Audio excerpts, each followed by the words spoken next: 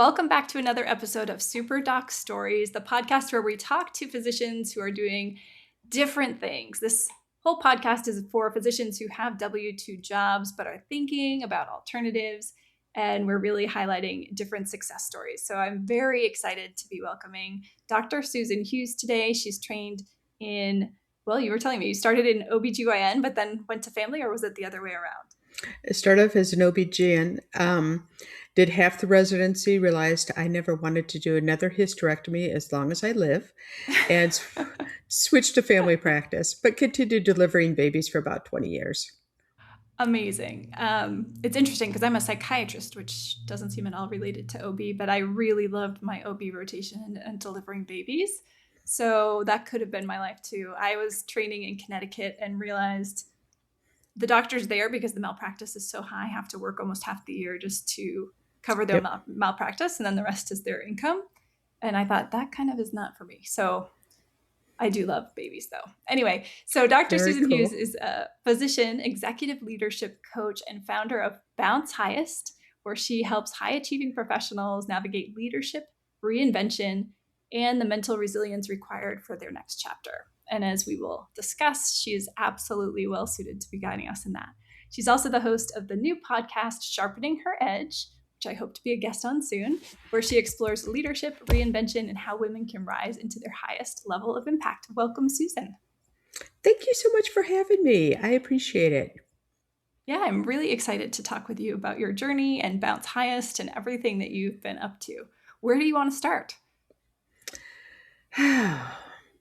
I think part of it is reinvention. Mm-hmm. If we're going to set the word for the day, it might be reinvention. And we all have different identities. People can sometimes be, a wife, mom, physician, pet owner. And, we all have different hats that we wear.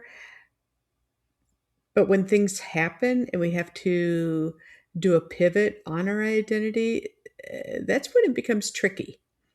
And so that's one possible way we can get started.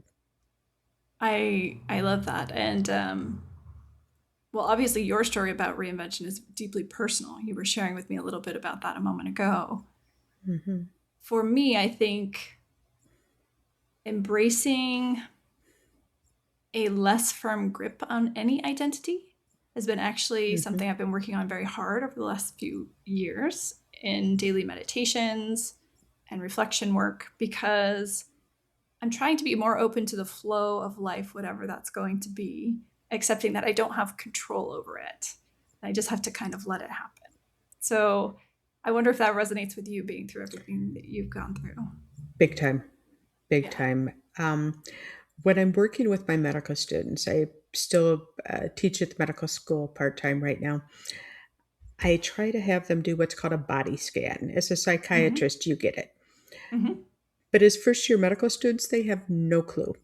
Mm-hmm. And I teach them to do this before they walk in every exam room. That way they can get into flow and work on a deeper level with the patient. So I have them check in with themselves. Are they hungry? Are they thirsty?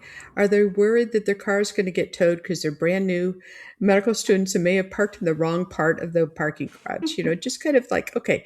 And then I have them activate their vagal system, close their eyes, deep breath, and just kind of get down to neutral. I'm trying to get them so that they are ready to get into flow. Have you ever done any sports, Marissa? Yes, although when I did sports, I didn't know anything about flow. Hmm. I don't think people were talking about that stuff in the 90s as much as they are today. Yes. I know when, I used to, I played all sports, but when I was pitching with softball, we'd call it zone, getting into that Hmm. zone. We didn't know really as much about flow. We didn't call it that, but I try to get to my students into the zone. And I think it's important whenever we're looking at identity shifts, you have to be clear on who you are first, but getting into that flow so that it becomes effortless, so that you go on with your muscle memory. And that's what I try to get the students to start off with. A couple things. One, it gets them out of their own way. And two, they start to develop, and you get this because you've been in practice for I don't know how many years, but you start to develop that little, what we call the fur on the back of the neck, Mm-hmm. where we can see and understand what's not being said. And so they've got to kind of get down to a neutral space before they can do that. Yeah, so many ways to say the same thing, right? It's just about being fully present, Exactly. which you are when you're in flow. As you're talking about that, and especially athletes, did you watch the Winter Olympics this year I at did. I all? watched some of them. Absolutely. It was fun. So there was, I wish I knew her name. I can't remember her name, but it was an American figure skater who had left the sport because it wasn't fun anymore. Hmm. And she came back and Yeah. she had like just the most beautiful flow performance where she was It was a, having a ball. Like she was having so much hmm. fun because she wasn't caught up in the anxiety about her identity. She was just in the moment enjoying it. And she won And gold. and she won Yeah. gold. I mean, and I watched it like 3 times with my kids, and I'm getting goosebumps even just thinking about it. Like just watching her in that beautiful state, putting it down. It wasn't a question of is she going to land this? Is she going to fall? It was clear that she wasn't going to. She had that muscle memory, like you were talking about. Mhm. She was skating for herself. Yes, yes. And I love that you can bring that to, year one medical students because they're so not, at least as a year one medical student, I was so not in a flow state. You're so anxious, right? I mean, Oh my gosh. so They're, anxious. the expectations they have of themselves are unrealistically insane. We'll put it that way. I can only imagine it's 10 times worse because, again, I went to med school. I started in 1999. It was hard to get into med school then, but not nearly as hard as it is now. So the pressure that's been on them just until they got in, and then that's just the beginning. Right now, they're in it and they have to prove themselves all over again. So important to be helping them. That work you're doing is so important. Do you feel like they can get it? They're so young. I don't know if I would have gotten it at that age. Does Well, it get I in their try to, brains? I try. I try. You know, I don't know what it was like for you when you got into school. For me, I was very fortunate. I got in the first time. That is so not the norm now. We had 6,000 applicants for 130 spots this year. Wow. And these are all straight A, high MCAT, a lot of them with research experience, you know, elite athletes, polyglots, people with multiple languages coming in, and they're brilliant. They're all absolutely brilliant. And all of a sudden, they're average. Well, no, they're They're, they're not average, but it's just mm-hmm, this is a lot of the work that I do too for parents as a parent coach now. mm-hmm. In this world we live in where there's more competition. It's a change for us in America, but there are other countries. I was talking to some friends of mine who are Indian, and it's been super competitive there for a long, long Oh, time. yeah, So I think we have to accept that the reality of who you are doesn't change right. when we're talking about a 1 in 60 chance of getting in, even if you have excellent grades, even if you have the credentials that Mm-hmm, could get you in. It's ultimately a chance game in large mm-hmm. part. Um, Absolutely. But so there's, that ability to have an identity that isn't dependent on the outcome that you don't have control over, whether you get in, whether mm-hmm, you don't get in, so key, but so yeah. hard. Well, and that's the one thing I work with them on, because they've always been top dog. They've always been Mm-hmm. top of everything. And all of a sudden now the curve has changed. Yeah. And that really messes with their identity. And so I try to help them understand that. They're still, as you said, I mean, they're not average. They're absolutely bloody amazing. Yeah. But the curve has changed. And it's hard. It's hard for medical students. It's obviously hard for everybody. You know, so many of us have had our identities tied up um, with what we do as opposed to who we are.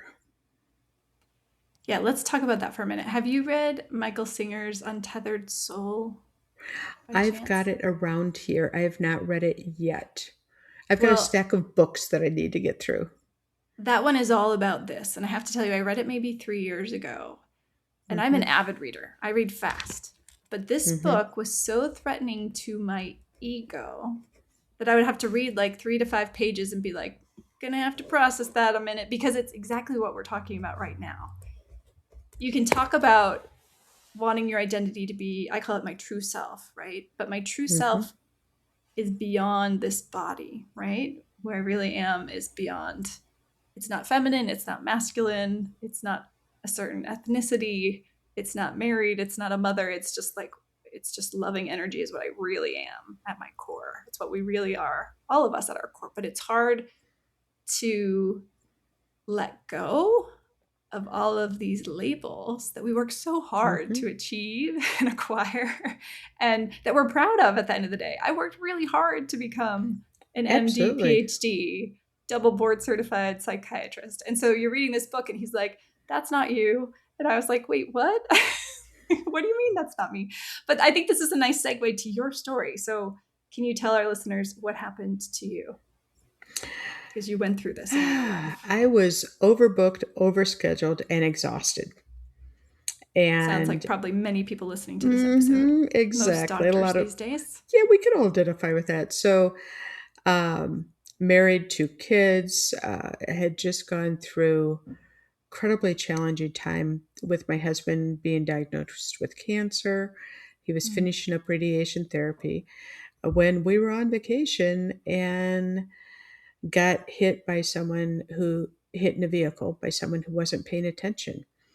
And that car accident changed the trajectory of my life in an instant. Um, Things that had been super important before were less so. My focus at that time was dealing with a traumatic brain injury and orthopedic and facial injuries. mm, It was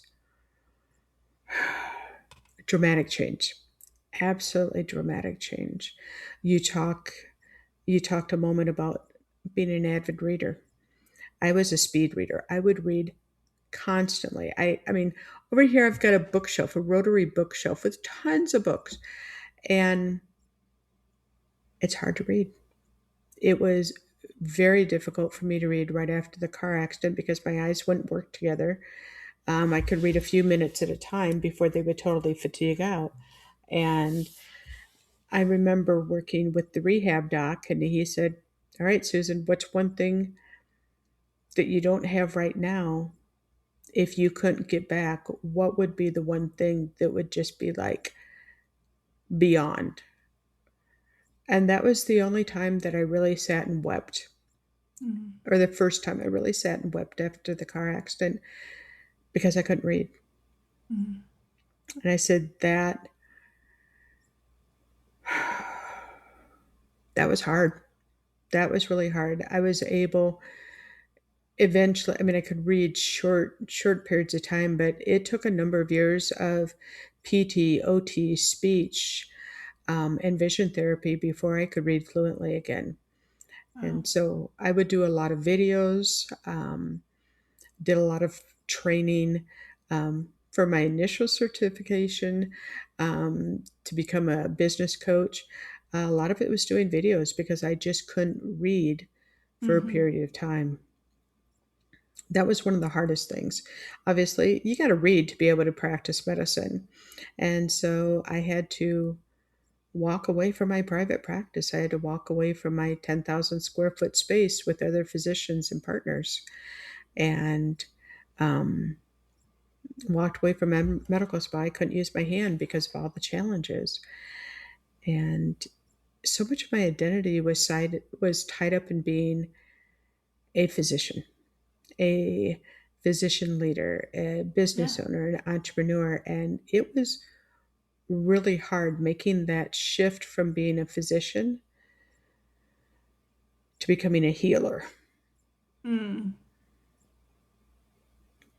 Well, talk So, about a sudden pivot, and hmm, not a sudden pivot of your choosing, obviously. no, No one definitely chooses to not my be in a car choice. accident. Um, I mean, you're saying it was really hard now, 13 years later, as if you can summarize all of that, I'm sure, in just the sentence, it was hard. I can't imagine. Hmm. You're talking about Hmm. years. How old were your children at that time? fifth grade and first grade. They were going into fifth and first, or Wow. So they were little. they were little. They Yeah. were little, and they had just gone through their daddy going through a year of radiation therapy, all the surgeries related to that, all the stress related to that. He was getting ready to go back to work and didn't. He was the stay at home parent, Mm. and he didn't go back to work because he still had two children, but he had a wife that needed a lot of extra care. So it was almost like he had three kids. He had to drive me because I couldn't drive for a year and a half. He had to Wow. drive me back and forth to all my PT and rehab appointments and deal with the challenges of someone who's had a traumatic brain injury. So, one of the fun things though, I can watch a movie that I may or may not have watched before, and it's all like it's brand new again because there's a gaposis in what I can recall from back then. Uh, so the long-term memory of around that time, not so Yeah, good. Yeah, and that's so that good. makes sense. Neurologically, that makes sense, of course. But well, I have so many questions and thoughts about where we could go from here with that story. I mean, I guess, well, my first question is looking back at that time in your life, what would have helped you and your family the most then? Because if someone listening knows someone going Hmm. through something like that, like what's the best way to be a friend to someone going through something like that? Recognize that disabilities are not always apparent. Mm, Traumatic brain injuries, people look at me and like, oh, you're fine. Well, even though it's been quite a few years, there's still challenges, there's still difficulties, there's still a lot of energy I need to use to just do some basic things. If someone listening has a loved one who's had a traumatic brain injury, learn as much as you can about TBIs. Understand it's not just a brain injury, it's a lot of the personality changes. I'm still an extrovert, but it's hard for me to go to a big gathering. For a long time, I couldn't. I mm, couldn't. I was doing a lot of, you know, I just physically could not be in a big setting. I couldn't understand what was being said, that cocktail effect. And it was my body would get overstimulated. And so if I did go to a party, it was going to be for a very short period of time. It would be talking to a few people in a quiet corner. Um, I couldn't listen to music because I couldn't discern the words. mm, So, and recognizing that a lot of times people with TBIs have very short fuses. And mm. my husband's a better judge of that. But there were just so many things. There were some frequencies of sound that I had really difficulty hearing. Unfortunately, that was also the frequency that my daughter spoke. Uh, mm. And she learned that she had to change her tone so So you that could she hear could, her. so I could hear her. Mm. So TBIs, they may happen to one person, but they affect everybody in the family. Well, and they can be very different. It sounds like you had a lot of auditory processing and visual Hmm. processing challenges. Um, Balance and everything else, absolutely. mhm. Yeah. I mean, I've taken care of a number of TBI patients as well, and every Hmm. one of them was different, a little bit different. And my TBIs were different because I had Well, and another yeah, you only told TBI. us about one. So Yep, that was in what year? That was 2013. that was 2013.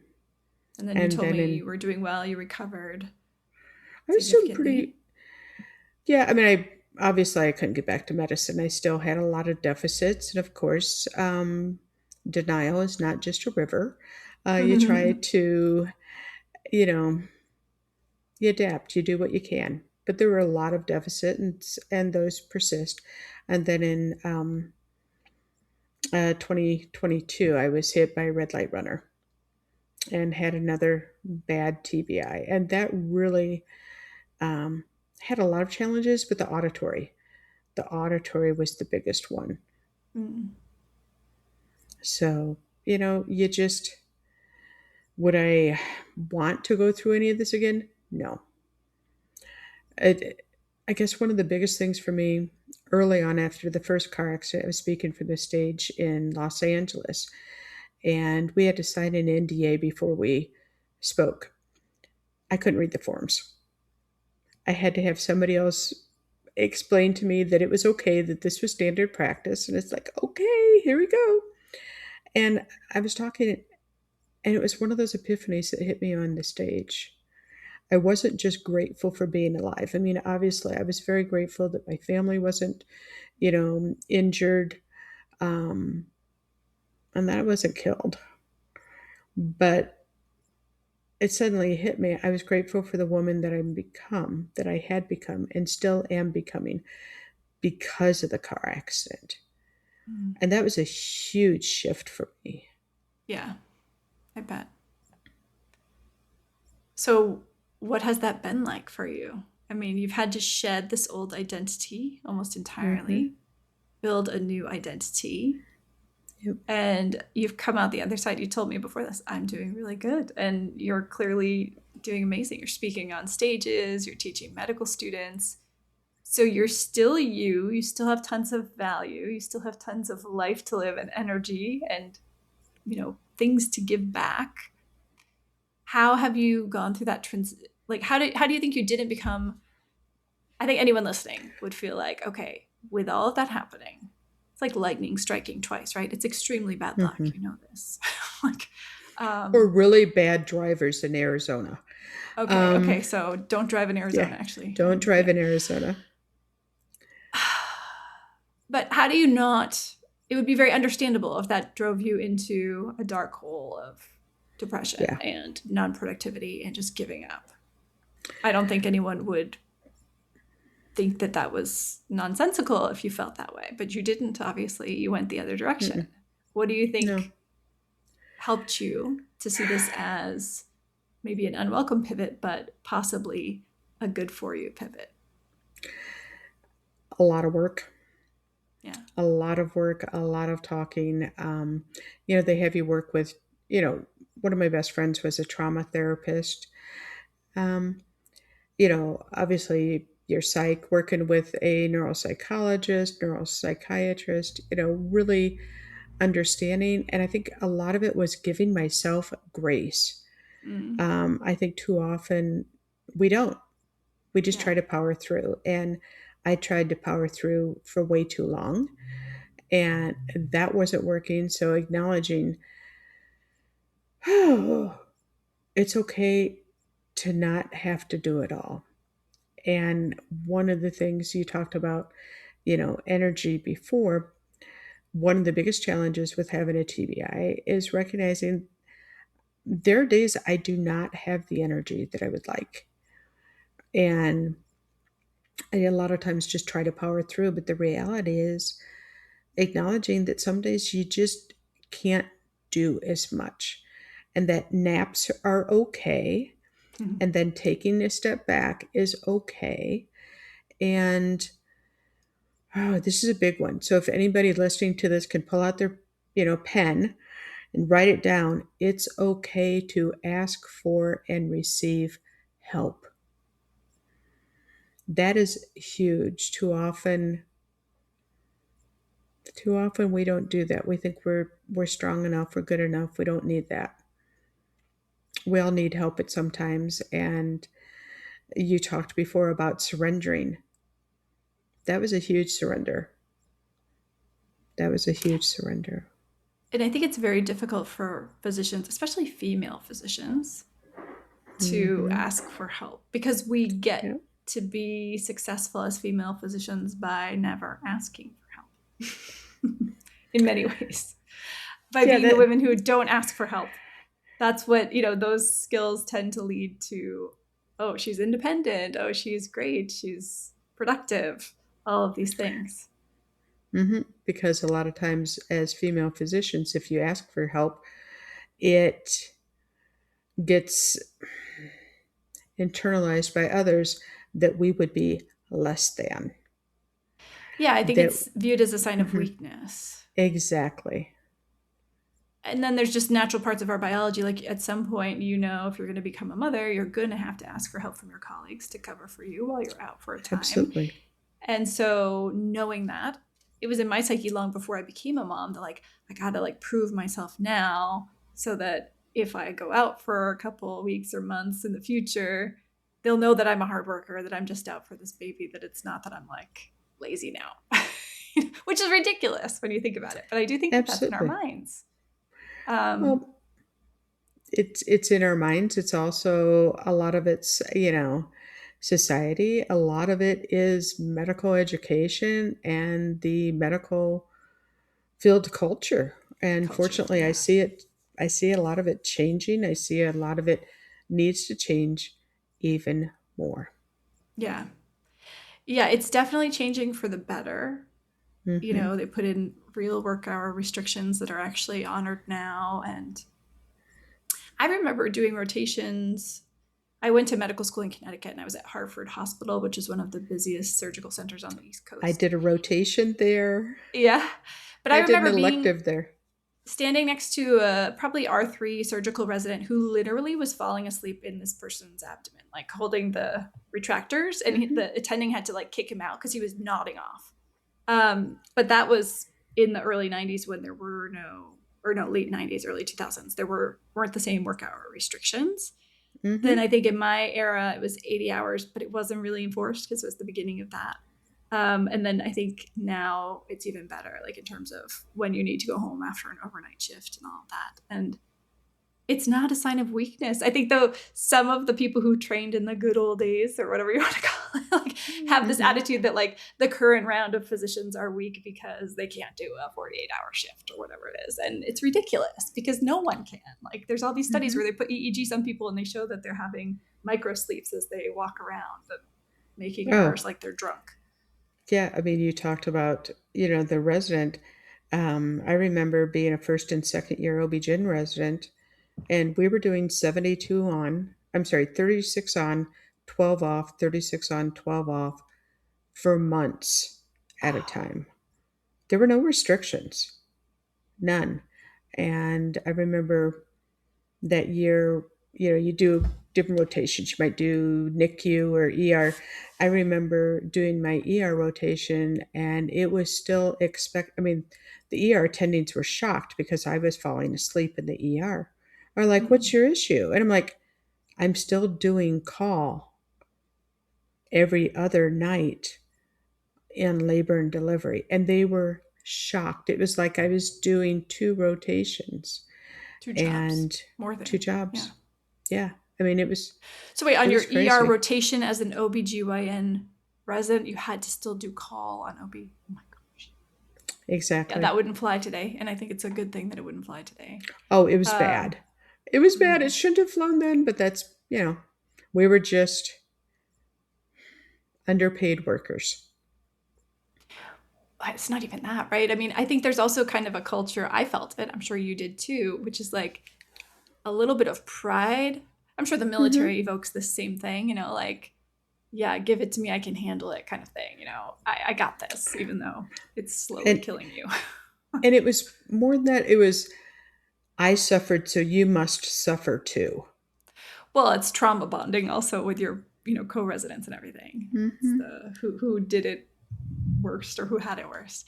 So I think this is kind of a nice segue into what you offer people who are interested in Hmm. your coaching, because you said in the information that you gave me that you have a 2-day time audit for people that's a free gift that they can get and kind of use that as an assessment. And then you also have, well, tell me about your programs, Sure. what they are. Well, I think, one of the challenges that we all have is time. And been doing this for with the traumatic brain injury, I really had to think about how do I use my time. So Hmm. dove in deep to that. So I've been working with it with my coaching clients for quite, longitudinally. And then I put it together in a webinar. And then I took the webinar and put it on in an on demand version. And it's how to reclaim 4 hours of your time per week. And I've had a lot of people go through the webinar and they're like, oh my gosh, I gained a lot more than 4 hours per week. And so then I put it in an on demand version. And the freebie is really having people take a look at where is their time actually going now. And then the next step is to start looking at time differently, looking at capacity. Do we have to be doing everything? And then in that, I also included a 10-minute phone reset. And so those are things that, I put out there for you to be able to share with people. Um, and then I also do one on one coaching for people, cohort coaching, small group masterminds. So just a variety of things. But the most people are like, I need my time. How do I get my time back? And that's a good way to That's start. huge. I love that you give people this time audit. You do a 2 day audit.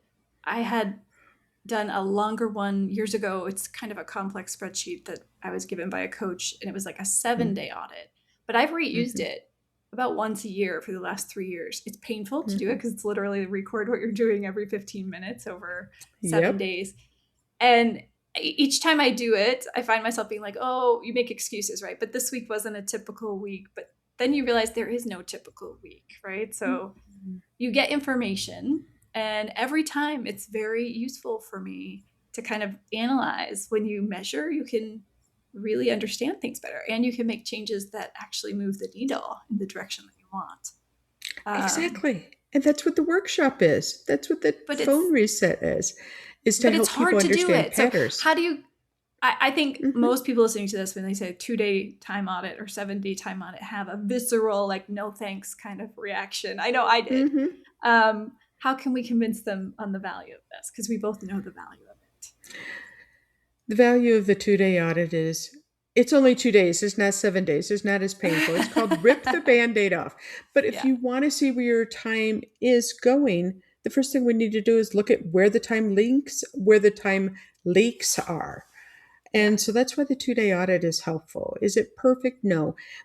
But patterns, we want you to start seeing patterns. If you're losing time in these different areas consistently, then that's something you can work on. If you are having difficulty setting boundaries, which is one of the things I talk about in the workshop as well, it's just really important to see where you're at as a baseline. It's good, bad, ugly. It is what it is. It's just seeing where you're at the baseline. yes, yes. I think that's really important. Like, don't be afraid of judging yourself or put it off because you don't want to judge yourself or because you think you will judge yourself for however you're spending your time. You have to look at it honestly without judgment to be able to Mm-hmm. make a change. For me, what it really helped me with was I knew I needed to delegate and get some things off my plate. And I had tried hiring a virtual assistant, but I didn't really know what to give this person. So it Right. actually was stressing me out more because each day I was like, well, what am I going to tell her to do today? Like, I have all these things to do, but well, I could tell her to do that, but I'll have to teach her and then it's going to take longer. So I might as well just do it myself. And it took about a year before I did this time audit and realized, okay, what if I just had someone do my email? Like, just the email. Like, that's something that I could teach them probably in a week to do very well, as well, or Mm-hmm. close to as well as I do it. It would save me probably 2+ hours a day because I was getting my email inbox several times a day and then losing 15 to 40 minutes each time, probably more than 2 hours a day I was spending in Yeah. there. So that was for me the really low hanging fruit and what I converted to delegation very effectively for the last year now to buy back hours and hours every week of my time. But even simpler things like the whole, like, what can you eliminate? What can you simplify? What can you delegate? It sounds like Mm-hmm. you help people go through that so well. So do you work Absolutely. just with physicians or any professionals? Is it just women or anyone? Um, I've really tried to have it be women, Hmm. I do work with men one on one, but for the small groups, it's women only. Okay. And most of my clients are, professional women who are trying to figure it out, who've had shift happen, are looking at, okay, what is my next chapter? How can I make the chapter I'm in right now working? Some of it may be physicians who are done working as hospitalists and want to figure out what the next step is. Some of them may be executive women doing different jobs who are not having the fun and impact that they'd like to have. So primarily women, who are just trying to figure out, what do I do next? Yeah. And it's usually after something's happened. I call it shift tapping. And so that's primarily the people that I work with, but I do work with men as well on one basis. I love that. I think that should be the title of our episode today. Shift happens. It did. Shift happen with Susan Hughes. Shift Yes. happens with Susan Hughes. Well, Susan, thank you so much. I think this episode is really one of my favorites so far. I loved chatting with you about your journey, your unexpected pivots, and how you've taken that to become a driver of something really beautiful in the work that you're doing for medical students and for the clients that you coach. And I hope that anyone listening who is looking for an inspiring coach will reach out to you. How do they find you? What's the best website to go to? Bouncehighest.com. Highest, Um, not higher, highest. because I like that. when we bounce back with something, you always say, oh, something happened, I bounced back. And then they're like, oh, I bounced higher. Well, I want them to be intentional and Yeah, bounce highest. So it's I get bounce that. I love that. highest. Yeah. Mm-hmm. So that would be the best way, or they can email me at drsusan@bouncehighest.com. Those are All right. probably the best ways to track me down. Great. All right. Well, and those will be in our show notes for anyone listening or watching Thank this on you. YouTube. And thank you again so much for joining us. Thank you for inviting me. This was fun. Thank you.